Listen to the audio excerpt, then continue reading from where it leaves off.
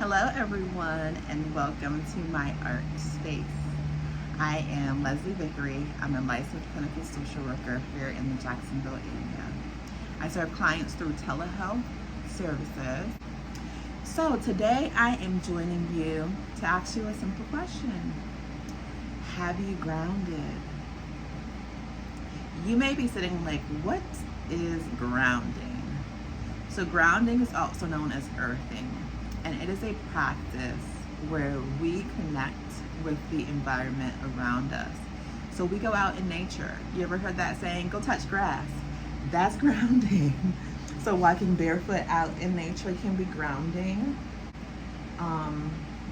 Sitting in your flower garden can be grounding. Sitting on your front porch can be grounding. Sitting on a bench in the park can be grounding. So connecting with nature in some way is grounding. There are also, because we are a society who spends a lot of time indoors now, there are also ways that we can ground in internal spaces. And there are a lot of things on the market that cater to that. So weighted blankets, for instance, are grounding tools. There's also different artistic activities that you can do to help you with grounding. So what are the benefits of grounding, you may ask? The benefits of grounding can be changes in mood, so improvements in mood. It helps you to return to your baseline. Once again, it's this energy, connection, and transference. We are all built out of energy. So there is energy in nature. That's how the plants grow, the grass grows, the sun shines to help all these things kind of happen. There's this energy in nature.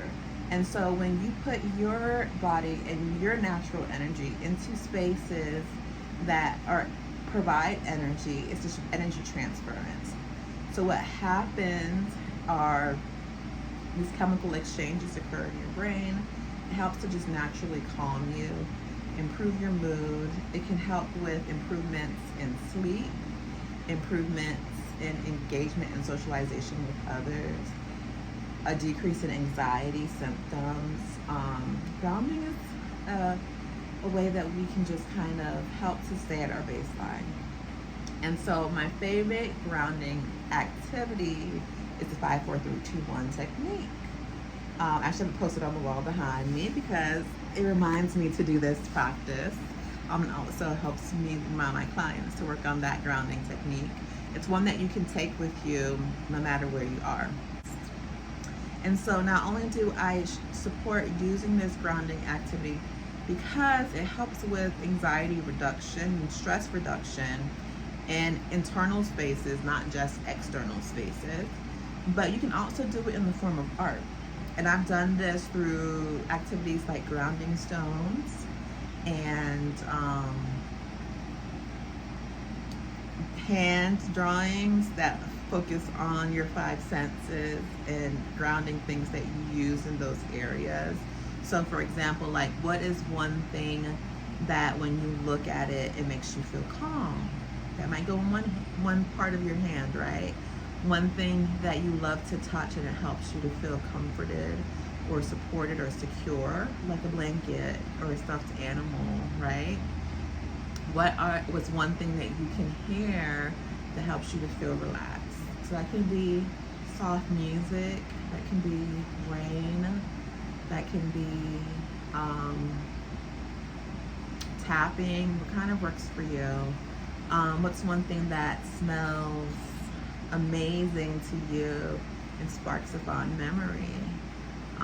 It could be baking cookies or smelling brownies or candles. I love candles. I love the smell also of warm tea being brewed.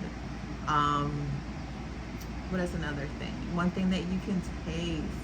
One thing that when it touches your tongue, it's just like, whoo, this is it. This is my safe space. It could be a favorite meal. It could once come back to tea or a cup of coffee in the morning, right? Something that touches your tongue that helps you to feel the sense of calmness or home even. Sometimes when we tap into these senses, we tap into memories.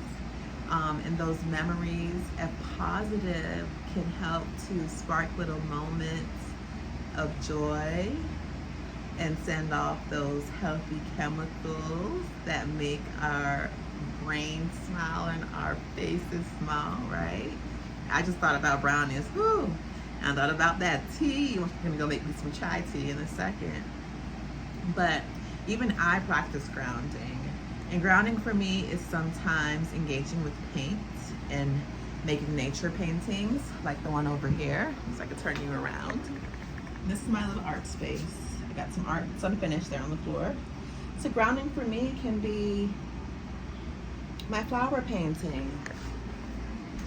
Or grounding for me, I'm gonna take you outside.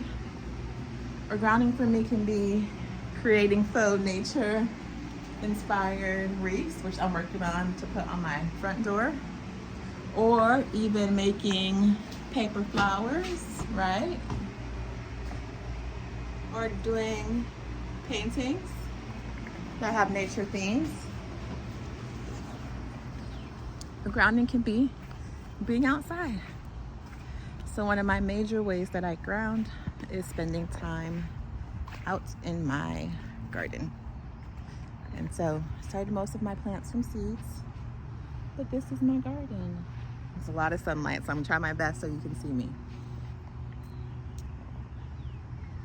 I have all kinds of things, and I'm a renter, and so I had to find a way to be renter friendly, but still create my garden. And gardening is something that I pour energy into throughout the week, and especially on the weekend. So it's Saturday, so you can catch me out here in my garden, take the kids to gymnastics in the morning, my 2 youngest kiddos, and then I come out in my garden when I get home. It helps me always feel relaxed. I'm sweaty, as you can see. It's hot out here, it's getting hot. So I do get hot. Sometimes I'm tired by the time I go inside because I do a lot of work. Sometimes I'm just relaxed. And so gardening is one of those things that helps you to ground because you're touching the earth. You're touching grass. And the funny thing is, I always like to share that I'm allergic to Bermuda grass. Yet, and we have it grown in our yard in scarcity because, as you can see, most of the grass is gone. But even with that allergy, knowing I'm gonna have itchy feet, I still sometimes touch grass. Take an allergy med and touch grass because it helps for that energy transference.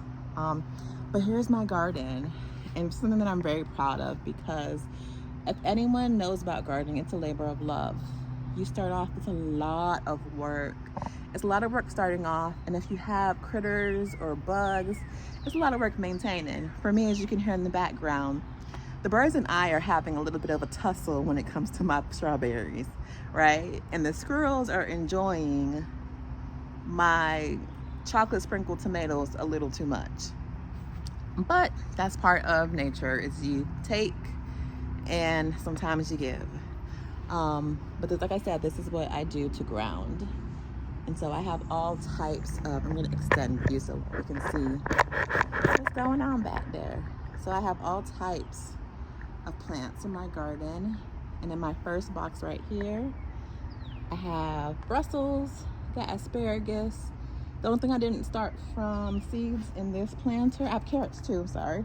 Let me uncover. Can you see the carrots? The only thing I didn't start from scratch in my first planter is the cabbage that came from the grocery store, which I thought it was really cool when I went to Home Depot. It's a hybrid cabbage, and it looks very much like, I'm like all in the way. It looks very much, let me tilt you a little bit, sorry, because that was my first time doing a video. Anywho, the cabbage looks like cauliflower. Not cauliflower. Oh, collard greens. Sorry, y'all. The cabbage looks like collard greens. It's a hybrid cabbage, and it's right there. And it's hybrid because, like, you can see the leaves grow out just like collards do. It's not supposed to have like a bulb in the middle, so it's going to continue to open up and spread out the leaves. So that's my cabbage. I have some early onward peas that are starting to bud for the second time. The first set did really well. but then the cold took them out. I have lots of strawberries. I have rhubarb. In between, you'll see some French marigolds and African marigolds. I got French green beans. I have some amazing cucumbers. Hopefully you can see the little ones down there in the mix. Strawberries, lots of strawberries. These are minis. Some of them come out really big. The birds are loving these a little too much. I'm like, save some for me, please and thank you. I got the herbs over here. The tomatoes I mentioned. These are the good ones, the chocolate cherry tomatoes. This is the basil from the struggle basil is what I call it. I got it from Home Depot. It has not been doing well since I had it. I also got some cauliflower, which didn't do too great this year, but it's okay. I grew broccoli last year. I'm gonna give it another go. I have some lettuce planted in here because this is kind of a semi-shaded area, so that should thrive. I have some spinach planted over there that's starting to sprout. Excited for when that comes. All right, I'm gonna take you across our grassless yard. So we had an issue last year with the grass, and it grew a lot of pepper seed, which is actually edible, which is really cool. I was able to pick some and dry some, and actually you can like sprinkle it in your food and eat it. And it's like savory but a little spicy.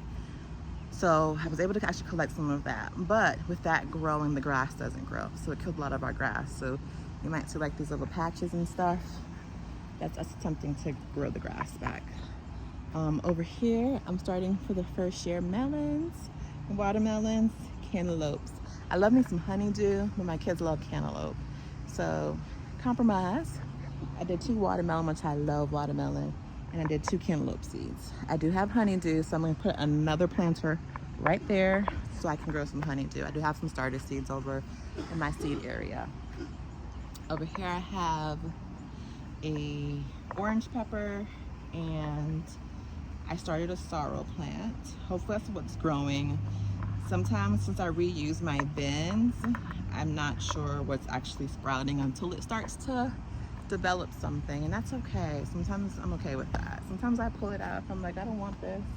Sometimes I just let it ride and something beautiful comes. So it's the peace and kind of nature. Over here I have the herb station, and this planter I got from a Dollar Tree, and so they're $1.25 a piece, and it's 1, 2, 3, 4, 5 layers, and they interconnect. You can see, I'll pick this up, the tops come off, you can lock them back on. I put 2 little sticks on the side to keep it from blowing over, because I've heard they blow over in the wind, so those are just to prevent it from blowing over since it's on a slope. Been working awesome. I planted these from seeds. Parsley, oregano, savory summer, rosemary, sage, and thyme is growing in this box.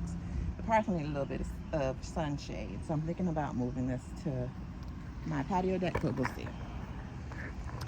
All right, I got potatoes growing. I have additional strawberries. I have things to make teas. So tell you I love me a good tea. So I have peppermint, spearmint, lemon balm over there. And those on the little step right there are some chili peppers. Over here is my bag of potatoes. And over here is where I start all of my starter plants. And in my back patio, I have a lemon tree, another type, I think it's a Hungarian pepper. I think the cherry started to sprout. I have a pineapple plant. I have citronella. I have another chili plant, and I have a birds of paradise, and a beautiful floral plant, which is up here. So today we talked about grounding and what grounding looks like for you. For me, it's a little bit of this, a little bit of that. It's a little bit of time outside, spent in my garden. And oh, I forgot all about it, and I always forget about my little flower garden. I have planter boxes that are built in, they're brick planter boxes built into our front porch, and I plant flowers in there every year. I also have perennials that come back every year. I think they're not begonias, I forgot what they were called, but they're beautiful. And they started off pink, really bright pink, and then last year they were light pink, and then this year they actually came out white. I'm hopeful that doesn't mean they're gonna not grow next year, but it's pretty amazing. Pretty awesome that I get to connect with nature by being outside. I get to boost my vitamin D, which, like many people of color, my vitamin D levels are low. So being outside allows me a healthy, natural way to get the sun's rays and boost some of that vitamin D I'm low on. Hopeful, fingers crossed, that means no more vitamin D supplements, but we'll see over time. I also have house plants, lots of them. I'm definitely like that plant lady. I'm a mama too. I'm a mama of 3, but I'm also a plant mama. I joke all the time. I have all kinds of plants inside my house too. So I found a way to not just spend time in nature outdoors when the weather is not the best. I could spend time inside and still be surrounded by plants. Like I said, I have a bird of paradise inside. I have a money tree. I have 2 fiddle leaf figs now. I have this really cool tree that my son picked out, and I can't remember what it's called, but it looks like something off of Moana. It's a really cool, like, miniature palm tree that has like a little hump that kind of bears up and has these long, skinny tendrils that kind of come down. What else do I have in my house? I have a tiger lily, and some vine plants that are growing in there also. But once again, have you grounded today? And if you have not, I want to encourage you to get outside, to be one with nature. I don't want to hear, I have allergies. I have allergies too. Unless you have EpiPen level allergies, you can go outside, right? I have allergies too. I have really bad seasonal allergies. And I realized though that the more time I spend outside, the less of an impact some of the environmental allergens that I have on me. And I also have a very really good regime with nasal spray and prescription allergy meds that help keep me kind of balanced. So when I start to feel sinusy, I take something, spend some time on my indoor garden, take some local honey too, and it helps. Sometimes I just ride it out. I deal with the puffiness, the itchy eyes, because I just really want to ground. And for me, having that sense of calm and peace has been more important than little sniffles that I get, right? But anywho, think about some ways that you can ground. If outside is not your jam, that's okay. Do those inside things that we talked about, right? I talked about the things that you can look at. You can look outside your window and you can see birds. I saw a bird in my yard. You can sip tea. You can color nature images. You can listen to the sound of water trickling, birds chirping, the rainforest, the ocean. You can go to the beach, right? You can ground by touching sand or having the ocean water touch your feet. You can smell flowers. You can get flowers for your home.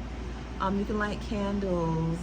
You can eat something savory or sweet or whatever your jam is. But grounding helps to keep me calm, cool, and collected. People always say I have a very calming spirit, a very calming energy. And I think that's because I really am intentional with taking time to refill my cup and relax. Like I said, yard is work, gardening is work, but it's still relaxation. And to me, it's like a way for me to work hard and get exercise, which you can never get too much of, but also re-energize in a very healthy way, and just kind of reconnect with myself and the earth around me. So hopefully you can take some tips from today's talk and do something grounding. Bye.